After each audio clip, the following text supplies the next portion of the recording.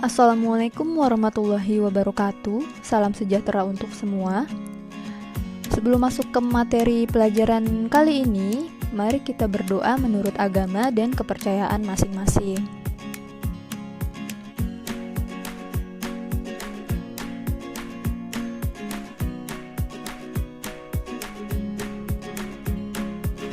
Baik, ini materi yang akan kita bahas kali ini, yaitu tentang teks eksposisi. Kompetensi dasar atau KD yang akan kalian kuasai yaitu KD pengetahuan 3.2, menganalisis struktur dan kebahasaan teks eksposisi. Kemudian KD keterampilan 4.2, mengkonstruksi teks eksposisi dengan memperhatikan struktur dan kebahasaan.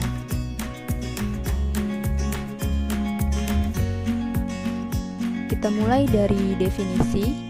Apa itu teks eksposisi? Teks eksposisi adalah teks yang berisi penjelasan atau penyampaian pendapat pribadi si penulis, disertai dengan alasan-alasan logis berupa fakta, data, dan pendapat untuk memperkuat pendapat penulis. Struktur yang dimiliki teks eksposisi ada 3 bagian.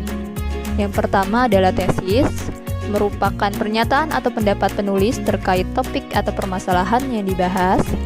Yang kedua, argumentasi, yaitu alasan-alasan logis yang dapat diterima dan dipercaya berupa data, fakta, dan pendapat untuk memperkuat tesis.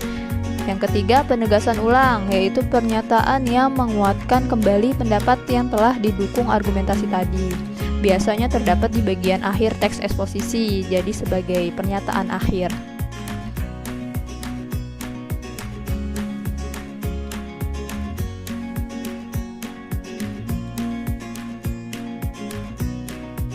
Apa saja kebahasaan dari teks eksposisi? Yang pertama ada menggunakan istilah atau kosakata bidang keilmuan sesuai bidang permasalahan yang dibahas. Jadi kalau permasalahan yang dibahas terkait bidang kesehatan misalnya, pasti akan ditemukan kosakata-kosakata yang terkait ilmu kesehatan atau kedokteran. Kedua, pernyataan yang memuat fakta atau teori, hasil wawancara, data dari artikel, dan sebagainya. Ketiga, pernyataan yang memuat penilaian atau komentar. Keempat, menggunakan kata sifat. Kelima, perubahan jenis kata karena afiksasi atau pengimbuhan. Yang tadinya verba diberikan imbuhan berubah jadi nomina atau sebaliknya. Keenam, pronomina. Kata ganti orang ya, pronomina persona. Di sini ada kata ganti orang pertama, kata ganti orang kedua, dan kata ganti orang ketiga.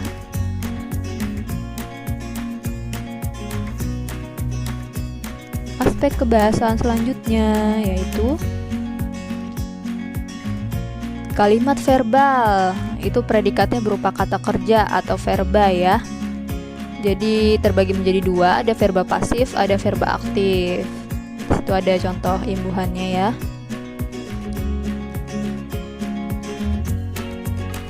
Nah, untuk verba aktif terbagi lagi menjadi 2. Ada verba aktif transitif, yaitu kalimatnya memiliki objek dan dapat diubah menjadi kalimat pasif.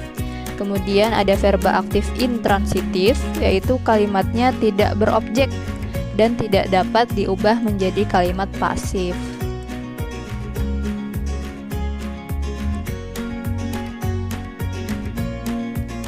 Aspek kebahasaan selanjutnya menggunakan kata kerja mental, yaitu kata kerja yang menunjukkan respon atau sikap dan tindakan seseorang. Nah, kata kerja mental ini terbagi menjadi 3. Ada persepsi, contohnya melihat, merasa, dan sebagainya ya. Kemudian afeksi, contohnya seperti khawatir, suka, cinta, dan sebagainya. Kemudian kognisi, contohnya seperti mengerti, memahami, berpikir. Yang ke-9, menggunakan konjungsi atau kata hubung. Dan yang ke-10, pernyataan persuasif, yaitu bersifat mengajak ya. Mengkonstruksi teks eksposisi, artinya menyusun teks eksposisi. Bagaimana sih langkah-langkah menyusun teks eksposisi? Yang pertama, tentukan topik. Bisa permasalahan yang sedang hangat diperbincangkan atau yang menarik perhatian kamu gitu ya. Yang kedua, mengumpulkan bahan seperti teori-teori dari buku, wawancara, artikel, pendapat ahli, dan sebagainya. Setelah dikumpulkan, susun kerangkanya. Dari awal sampai akhir poin-poin yang akan dibahas. Setelah itu kemudian baru dikembangkan menjadi paragraf yang utuh sesuai struktur dan kebahasaan teks eksposisi.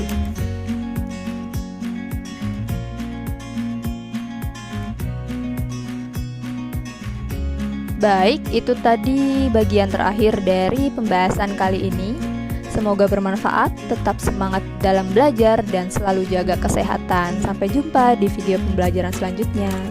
Jangan lupa untuk di-share, like, subscribe, dan nyalakan notifikasi. Wassalamualaikum warahmatullahi wabarakatuh.